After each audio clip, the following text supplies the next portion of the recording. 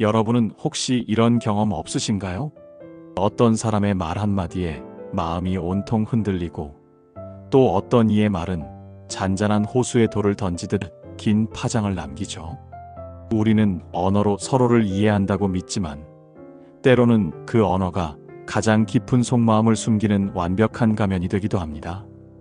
우리가 무심코 내뱉는 말, 그 안에 감춰진 진짜 얼굴을 들여다볼 시간입니다. 귀 기울여 보세요. 당신이 듣는 그 말 속에서 혹시 무례함이 느껴지지는 않나요? 비웃음이 스며 있지는 않나요? 아니면 꾸밈없는 진심이 울려 퍼지던가요? 사람의 진정한 모습은 거칠애 없는 말씨에 드러나기 마련입니다. 처음엔 유쾌한 농담으로 시작했던 말이 어느새 날카로운 비수가 되어 마음을 꿰뚫는 순간이 있죠. 그냥 해본 소리야, 장난이었을 뿐인데 왜 그래? 그렇게 대수롭지 않게 던진 말들이 당신의 가슴을 쿵 내려앉게 하고 밤새도록 맴돌게 한다면 이미 그 안에는 진실의 조각이 숨어 있었던 겁니다. 위대한 철학자 니체는 인간이 종종 말 속에서 자신을 가장 교묘하게 숨긴다고 했습니다. 우리는 언어로 고상한 척, 다정한 척, 사랑하는 척을 하지만 그 모든 척의 흔적은 결국 말투의 틈 사이로 새어나옵니다. 어느 날 문득 우리는 깨닫게 됩니다. 수많은 말을 스쳐 지나왔다는 것을요. 때로는 격려와 위로를 들었고, 때로는 질책과 비난을 겪었으며, 심지어는 무시와 침묵마저도 하나의 강력한 메시지로 다가왔습니다. 그 모든 말들이 지닌 향기와 온기를 여러분은 어렴풋이 기억하고 있지 않나요? 그건 다 내 문제야. 이 한마디가 당신을 그 사람의 곁에서 멀어지게 만들었을 때 우리는 깨닫습니다. 그것이 바로 본성이라는 것을요. 인간은 결정적인 순간에 자신의 진심을 숨기지 못합니다. 어떤 말은 관계에 싹을 틔우고 또 어떤 말은 단번에 그 관계를 뿌리 뽑아버리죠. 아리스토텔레스는 말은 인간 이성의 그릇이라고 했습니다. 그러니 그 사람이 어떤 존재인지를 알려면 그가 말을 건네는 방식, 그 말을 내뱉는 순간의 태도를 주의 깊게 살펴보세요. 그 사람의 언어에서 당신을 보듬으려는 노력이 느껴지던가요? 아니면 당신을 깎아내리고 흔들고 시험하려는 기운이 감돌던가요? 스스로에게 질문해 보세요. 지금 당신은 누구의 말에 환하게 웃고 있으며 누구의 말 앞에서 고개를 떨구고 있나요? 말은 단순한 소리가 아닙니다. 그것은 거울입니다. 그 사람의 내면을, 그리고 그 사람과의 관계를 선명하게 비춰주는 영혼의 거울입니다. 사람의 언어는 생각보다 솔직합니다. 감추려 하고 속이려 할수록 오히려 어색하고 부자연스러워지는 법이죠. 말투란 참으로 신기한 것입니다. 상대방이 나를 어떻게 생각하는지, 자신을 얼마나 깊이 성찰했는지, 심지어 얼마나 외로운지조차 그 안에 고스란히 드러납니다. 어떤 이는 말을 짧게 끊거나 의도적으로 흐립니다. 이는 불편함의 신호일 수 있습니다. 또 어떤 이는 빙빙 돌려 말하다가 결정적인 순간에 침묵합니다. 이는 책임을 회피하려는 표현일지도 모릅니다. 스토아 철학은 내면의 질서를 갖춘 사람만이 침착하고 명료한 언어를 구사할 수 있다고 말합니다. 말이 거칠고 조급한 사람은 그 마음 속에도 수많은 균열이 있다는 뜻이겠죠. 어느 순간 우리는 깨닫습니다. 사람을 겉모습이나 직함만으로 판단하지 않게 된다는 것을요. 우리는 그 사람의 말의 결, 즉 내면의 진동을 본능적으로 감지합니다. 그 사람 말투가 좀 그렇더라라는 말 속에는 단순한 인상 너머의 무언의 경계심이 담겨 있는 겁니다. 노자는 말 많은 자는 믿음이 없고 말을 꾸미는 자는 진리에 가깝지 않다고 했습니다. 진심은 말의 수나 화려한 수사에서 나오지 않습니다. 그 사람의 말 속에 숨어 있는 멈춤, 생각의 간격, 그 작은 틈에서 진심은 비로소 드러납니다. 당신을 진정으로 사랑하는 사람은 사랑해라는 말을 자주 하지 않을 수도 있습니다. 대신 당신이 말할 때 고개를 끄덕이고 당신의 말을 끝까지 경청합니다. 그런 사람의 말은 단어 그 자체보다 태도에 더 가깝습니다. 반면 당신을 깎아내리려는 사람은 비록 그럴 의도는 없었어라고 말하겠지만 이미 그의 언어 안에는 상대를 지배하려는 본능과 우위에 서려는 욕망이 녹아 있습니다. 그의 말투는 당신을 편안하게 만드나요? 아니면 늘 무언가를 증명해야 한다는 압박감을 안겨주나요? 이 모든 답은 이미 당신이 들었던 그 말 안에 있습니다. 그 말 속에 그 사람의 본성이 숨어 있었죠. 말은 단순한 도구가 아닙니다. 말은 그 사람 자체입니다. 우리는 너무나 자주 말을 설득하고 방어하고 포장하는 수단으로 사용합니다. 하지만 그 모든 말 위로 언제나 드러나는 것은 그 사람이 살아온 방식, 그리고 세상을 대하는 태도입니다. 어떤 사람은 당신의 말이 끝나기도 전에 끼어듭니다. 이는 단순한 성격이 아닙니다. 그 안에는 너보다 내가 더 중요하다는 숨겨진 전제가 담겨 있습니다. 어떤 사람은 잘못을 인정하지 않고 늘 남 탓으로 말을 돌립니다. 이는 단순한 자존심이 아니라 나는 상처받고 싶지 않다는 내면의 공포를 드러낸 것입니다. 니체는 말은 인간 심연을 비추는 얕은 거울이라고 했습니다. 그래서 우리는 말에 속지만 결국 말 때문에 의심하게 됩니다. 어느 순간 우리는 알게 됩니다. 사람의 말 그 자체보다 그 사람이 지닌 됨됨이를 먼저 보게 된다는 것을요. 그런데 그 됨됨이는 어디서 드러날까요? 바로 말에서입니다. 그가 즐겨 쓰는 단어, 그가 피하는 화제, 그가 강조하는 주제, 그 모든 것이 그가 진짜로 원하는 바를 말해줍니다. 친절한 척하는 말 뒤에 조롱과 지배가 섞인 경우도 있습니다. 그런 것도 몰라? 그 나이에 그 정도면 괜찮지. 겉으로는 웃지만 이런 말들은 당신을 무기력하게 만들고 자존감을 흔드는 독이 됩니다. 반대로 짧은 한마디에도 당신을 감싸는 따뜻한 기운이 느껴질 때가 있습니다. 괜찮아. 내 방식대로 해도 돼. 그땐 너도 많이 힘들었겠구나. 이런 말들은 어떤 책에서 배운 것이 아니라 그 사람이 살아낸 고통을 통해 타인을 이해하게 된 진심에서 우러나온 것입니다. 노자는 덜 말하는 자가 더 많이 이끈다고 했습니다. 말이 많은 사람은 스스로를 감추려 하지만 말이 적되 따뜻한 사람은 이미 그 자체로 세상을 품고 있는 법입니다. 곰곰이 생각해 보세요. 당신 곁의 사람들은 말로 당신을 위로하나요? 말로 당신을 시험하나요? 아니면 말하지 않아도 당신을 깊이 이해해 주나요? 말은 곧 그 사람의 정수입니다. 말을 통해 그 사람의 본질을 알 수 있습니다. 우리는 종종 속습니다. 그 사람의 말이 아닌 말하는 방식의 말이죠. 부드럽고 웃으며 다정하게 말한다고 해서 그 말이 모두 진심인 것은 아닙니다. 때로는 그런 말들이 가장 무서운 칼날처럼 마음을 찌르기도 합니다. 어느 순간 우리는 알게 됩니다.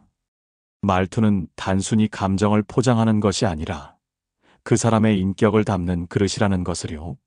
말끝마다 그냥 대충 뭐 어때를 달고 사는 사람. 그는 인생을 그렇게 대하는 사람일 가능성이 높습니다. 당신의 아픔에도 그런 태도로 응대할 확률이 크죠. 한 번은 누군가에게 속마음을 털어놓았던 기억이 있을 겁니다. 그 사람은 고개를 끄덕이며 이렇게 말했죠. 근데 결국은 내 문제 아니야? 그 순간 당신은 직감했습니다. 이 사람은 들어준 것이 아니라 판단하고 있었다는 것을요. 스토아 철학은 진정한 지혜가 말을 통해 드러나는 것이 아니라 경청과 침묵 속에서 드러난다고 말합니다. 누군가의 말이 당신을 움츠러들게 한다면 그것은 당신이 예민해서가 아니라 그 말에 담긴 힘의 구조를 본능적으로 느꼈기 때문입니다. 그는 웃으며 말했지만 그 말에는 무시가 있었고 그는 장난처럼 던졌지만 그 말에는 권위가 있었습니다. 그래서 철학자들은 말의 논리보다 말의 기류를 살피라고 조언합니다. 니체는 이렇게 말했습니다. 진실은 말의 내용보다 그 말이 나오는 입술의 방향에 있다. 그 사람의 말은 당신을 향하고 있었나요? 아니면 자기 자신을 보호하는 데 집중하고 있었나요? 어느 순간 우리는 깨닫습니다. 말은 단순히 의사소통의 수단이 아닙니다. 말은 당신이 누군가의 세계에 받아들여질 수 있는지를 보여주는 초대장이기도 합니다. 당신은 지금 누구의 말에 기대어 서 있나요? 그 말은 당신을 성장시키고 있나요? 아니면 천천히 당신을 작아지게 만들고 있나요? 기억하세요. 말은 그 사람의 인생입니다. 말은 결국 그 사람 자체입니다. 말에는 두 얼굴이 있습니다. 그 사람의 진심을 비추기도 하고 그 사람의 거짓을 감추기도 합니다. 어느 순간 우리는 깨닫습니다. 사람을 쉽게 믿지 않게 된다는 것을요. 왜냐하면 당신은 말과 행동이 따로 노는 사람들을 너무나 많이 겪었기 때문입니다. 처음엔 따뜻한 말로 시작했습니다. 걱정 마. 내가 도와줄게. 내 편이야. 언제든 말만 해. 그랬던 사람이 어느 순간 연락을 끊고 당신이 필요할 때 아무 말도 하지 않을 때 당신은 깨닫습니다. 그의 말은 약속이 아니었고 관계 유지를 위한 수단에 불과했으므요. 노자는 말을 쉽게 내뱉는 자는 그 말에 책임지지 않는다고 했습니다. 말을 신중하게 하는 사람, 당신을 귀찮게 여기지 않고 당신의 말에 먼저 귀 기울이는 사람이 있습니다. 그제야 우리는 알게 됩니다. 어떤 말은 관계를 살리고 어떤 말은 마음을 조금씩 갉아먹는다는 것을요. 지금은 그 말들을 분별해야 할 때입니다. 누가 말로 당신을 붙들고 있고 누가 말로 당신을 떠밀고 있는지를 조금씩 조용히 알아차리는 시기인 거죠. 아리스토텔레스는 인간을 로고스의 존재, 즉 말하는 존재라고 불렀습니다. 그는 단어 하나에도 영혼이 담긴다고 했습니다. 내가 뭘 알겠니? 라는 말과 그럴 수 있었겠구나 라는 말은 비슷해 보이지만 그 말 속에 담긴 인식은 완전히 다릅니다. 전자는 상대를 단절시키고 후자는 상대를 이해하려 합니다. 당신은 어느 말 앞에서 상처를 받았나요? 어느 말 앞에서 자신도 모르게 등을 돌리게 되었나요? 어느 순간부터 우리는 이제 그 말들을 흘려듣지 않습니다. 상대의 말은 당신에게 이 관계를 계속 이어갈 이유가 있는가에 대한 가장 빠른 해답이 되어줍니다. 지금 당신 곁에 있는 사람은 말로 당신을 돌보고 있나요? 말로 당신을 시험하고 있나요? 아니면 말 없이도 당신을 굳건히 지지하고 있나요? 말은 그 사람의 그림자입니다. 그 사람의 인격이 만들어내는 빛과 어둠을 숨김없이 따라다니죠. 한 사람의 말투는 그 사람의 삶의 방식이 고스란히 담긴 흔적입니다. 누군가의 말에서 자주 사과와 핑계를 들었다면 그 사람은 평생 책임을 미루는 방식으로 살아왔을 가능성이 높습니다. 누군가의 말에서 반복되는 칭찬과 위로만 들린다면 그 사람은 자신조차 외면하지 않기 위해 당신을 통해 자기 확신을 유지하고 싶은 걸지도 모릅니다.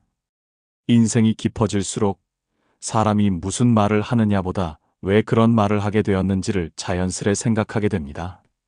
니체는 모든 말에는 동기가 숨어 있다고 했습니다. 그 동기를 보지 못하면 우리는 언제든 말에 속고 말에 흔들리게 됩니다. 예를 들어 넌 항상 그래라는 말 속엔 지적과 단정이 섞여 있습니다. 그 말은 상대의 존재를 규정짓고 당신에게 변화의 기회를 빼앗습니다. 반면 그럴 때 너도 많이 힘들었겠지라는 말은 관계 안에서 당신의 자리를 인정해주는 말입니다. 스토아 철학자들은 내면의 평정이 있는 사람은 결코 남을 급하게 판단하지 않는다고 했습니다. 그들의 말은 조급하지 않고 비난보다는 이해에 가깝습니다. 말에는 이 사람이 자신을 얼마나 사랑하고 있는지가 드러납니다. 스스로를 이해하는 사람은 결코 남을 쉽게 몰아세우지 않습니다. 그 말이 서로의 삶을 존중하고 있는지를 가늠하는 순간입니다. 그 사람이 웃으며 그건 좀 아니지 않아? 라고 말했을 때 당신의 마음은 어땠나요? 그가 아무렇지 않게 그 나이에 그걸 왜 해? 라고 말했을 때 당신의 속은 무너지지 않았나요? 그것은 당신이 예민해서가 아닙니다. 그 말에 당신을 깎아내리는 본성이 담겨 있었기 때문입니다. 말은 가면이지만 가장 오래 숨기지 못하는 가면입니다. 말을 오래 지켜보면 그 사람의 진짜 얼굴이 서서히 드러나기 시작하니까요. 말은 인격의 결정체입니다. 그 사람이 평생 어떤 태도로 살아왔는지를 말은 아주 무심한 순간에 흘려줍니다. 어느 순간 우리는 알게 됩니다. 말의 무게를 예전보다 훨씬 민감하게 느끼게 되고 단어 하나에, 억양 하나에 이 관계가 내게 안전한지 아닌지를 직감으로 가늠하게 되죠. 어떤 이는 늘 농담처럼 말하지만 그 농담은 유독 당신을 조롱하는 쪽으로 기울어져 있고, 어떤 이는 진지한 대화 속에서도 끝내 자기 이야기만 반복합니다. 스토아 철학에서 말하는 말의 훈련이란 단지 예의 바르게 말하는 연습이 아닙니다. 그것은 자신의 내면을 성찰하는 사람만이 가질 수 있는 말의 절제를 뜻합니다. 예를 들어 나는 그럴 줄 알았어.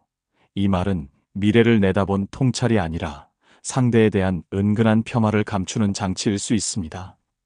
내가 그래서 문제야. 이 말은 조언처럼 보이지만 사실은 상대를 바꾸려는 통제의 말입니다. 반대로 내가 그런 마음이었구나. 이 말은 당신을 바꾸려 하지 않고 그저 당신의 자리를 인정해주는 말이죠. 노자는 침묵을 강조했습니다. 그에게 있어 침묵은 회피가 아니라 삶의 무게를 지닌 자만이 선택할 수 있는 말의 완성 형태였습니다. 말을 적게 한다는 건 할 말이 없어서가 아니라 그만큼 자신의 말이 어떤 영향을 주는지 자각하고 있다는 것입니다. 이쯤 되면 우리는 이제 알게 됩니다. 말은 정보를 전하는 것이 아니라 관계를 만든다는 것. 그리고 그 관계의 질은 곧 그 사람의 말버릇에서 결정된다는 것을요. 그래서 어떤 사람의 말은 들으면 들을수록 나를 작게 만들고 어떤 사람의 말은 짧지만 깊게나마 내가 나를 잊지 않게 해줍니다. 그 사람의 말은 지금 당신을 돌보고 있나요? 아니면 당신을 조종하고 있지는 않나요? 말은 거울입니다. 말을 듣는 순간 당신은 이미 그 사람의 본심을 엿본 것입니다. 가장 무서운 말은 소리를 내지 않은 말입니다. 의도된 침묵, 의도된 무반응. 그 말은 아무것도 말하지 않지만 사람을 가장 깊이 다치게 만듭니다.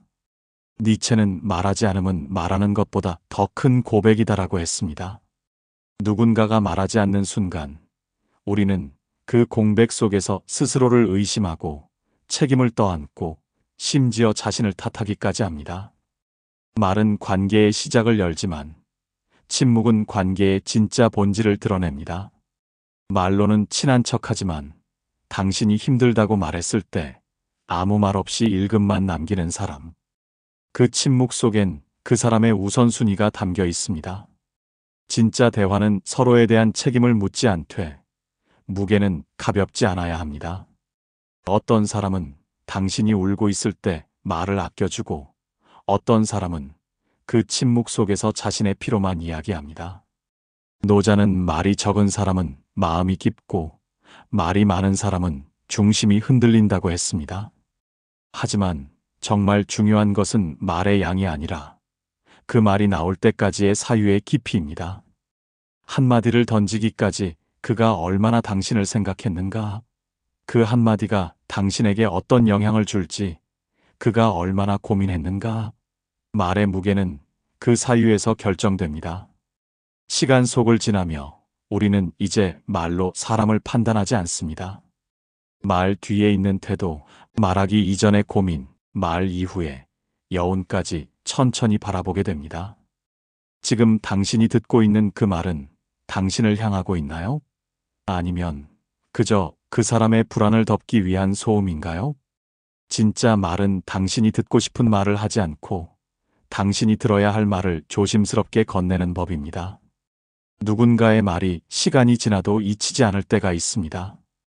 그것은 그 말에 상처가 있었기 때문이기도 하지만 그보다 더 깊은 이유는 그 말이 당신을 제대로 보지 않았다는 사실 때문입니다.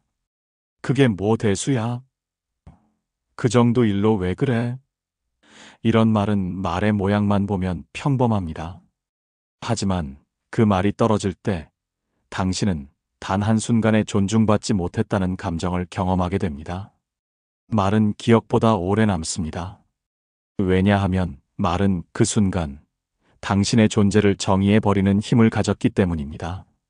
스토아 철학자들은 자신의 말에 책임을 지는 사람만이 자신의 삶을 소유할 수 있다고 했습니다. 상처를 지나온 당신은 이제 누군가의 말 앞에서 더 이상 무너지지 않기를 원합니다. 그래서 말의 진심을 먼저 들여다보려 하고 말의 그림자를 먼저 의심하려고 합니다. 그것은 경계가 아니라 스스로를 지키려는 자연스러운 반응입니다. 나는 널 위해 하는 말이야. 이 말이 진짜라면 그 말 뒤엔 따뜻한 시선이 따라와야 합니다. 하지만 그 말 뒤에 비난과 명령이 숨어 있다면 그것은 사랑이 아니라 통제일 뿐입니다. 니체는 진심은 목소리가 아니라 그 말을 한 뒤의 태도에 있다고 했습니다. 그가 말을 한 뒤 당신을 기다려 주었는지 아니면 당신의 반응을 재촉했는지를 떠올려 보세요. 그곳에 그 사람의 본성이 있습니다. 노자는 말보다 말 이후의 침묵을 중요하게 보았습니다. 말한 뒤에 침묵이 편안한 사람은 당신과의 관계를 안전하게 만들고 있는 중입니다. 말한 뒤에 침묵이 불편한 사람은 자신의 말을 강요하려는 중입니다. 삶이 깊어질수록 우리는 불필요한 말은 덜어내고 꼭 필요한 말만 남기게 됩니다. 그리고 그 말이 상대에게 어떤 울림으로 남을지를 스스로 돌아볼 수 있어야 합니다. 지금 당신은 어떤 말로 사람을 기억하고 있나요? 그리고 어떤 말로 사람을 잊고 있나요? 말은 기록보다 오래 남습니다. 말은 흔적입니다. 그 사람의 마음이 당신을 어떻게 다루었는지를 고스란히 새겨놓은 흔적입니다. 말은 결국 선택입니다. 그 순간 그 사람이 무엇을 보고 있었는지, 무엇을 중요하게 여겼는지가 모두 말에서 드러납니다. 그리고 그 말은 당신의 마음을 흔들고 당신의 삶에 흔적을 남깁니다. 당신은 셀 수 없는 말들 사이에서 무엇을 품고 무엇을 흘려보낼지를 조심스럽게 골라야 하는 시점에 있습니다. 말은 지나가지만 말의 여운은 남습니다. 어떤 말은 수십 년이 지나도 지워지지 않고 어떤 말은 단 한 번이었어도 당신의 인생을 바꿔놓습니다. 스토아 철학자들은 말을 줄이는 것이 침묵이 아니라 스스로를 더 정확히 보려는 내면의 청소라고 했습니다. 말이 많다는 건 스스로가 불안하다는 뜻일 수도 있고 말이 없다는 건 스스로가 지켜야 할 중심이 있다는 뜻일 수도 있습니다. 니체는 우리가 진정 말해야 할 때는 그 침묵이 타인을 해칠 때뿐이다라고 했습니다. 그러니 당신은 어떤 말은 멈추고 어떤 말은 꺼내야 합니다. 나는 내 편이야 라는 말은 관계의 출발이지만 그 말을 지켜내는 행동이 없다면 그것은 말이 아닌 소음일 뿐입니다. 그때 나도 미안했어 라는 말은 늦었더라도 당신을 다시 붙잡아 줄 수 있는 손이 되기도 합니다. 말은 칼처럼 벨 수도 있고 햇살처럼 녹일 수도 있습니다. 그 모든 것은 그 말을 꺼내는 사람이 얼마나 사유했는가에 달려 있습니다. 어느 순간 우리는 알게 됩니다. 말을 잘하는 법이 아니라 말을 통해 자신을 드러내는 방식을 성찰하는 것이 중요하다고 말이죠. 말은 감정이 아니라 습관이고 습관은 곧 본성입니다. 그러니 기억하세요. 그 사람이 하는 말, 그 사람이 자주 쓰는 말, 그 사람이 꺼리는 말. 그 모든 말 속에 당신이 알지 못했던 그 사람의 진짜 얼굴이 숨어 있습니다. 이제 당신은 누구의 말에 기대고 누구의 말에서 멀어질 것인가요? 말은 곧 사람입니다. 그 말에 모든 답이 있습니다. 오늘 이야기가 여러분의 마음에 깊이 닿았기를 바랍니다. 말 속에 담긴 사람의 본성, 이제는 조금 더 선명하게 들리시나요? 우리가 듣는 말은 곧 그 사람이고 우리가 남기는 말은 결국 우리 자신입니다. 여러분의 말은 어떤 울림으로 세상에 남아있나요? 이 이야기 속에서 스스로를 돌아보는 시간을 가지셨다면 좋아요를 눌러주시고 다음 철학 이야기도 함께 나누고 싶다면 구독과 알림 설정도 부탁드립니다. 여러분의 말이 누군가에게 작은 빛이 되기를 바라며 언제나 마음보약이 여러분의 깊은 생각을 응원하겠습니다. 평온한 하루 보내세요. 감사합니다.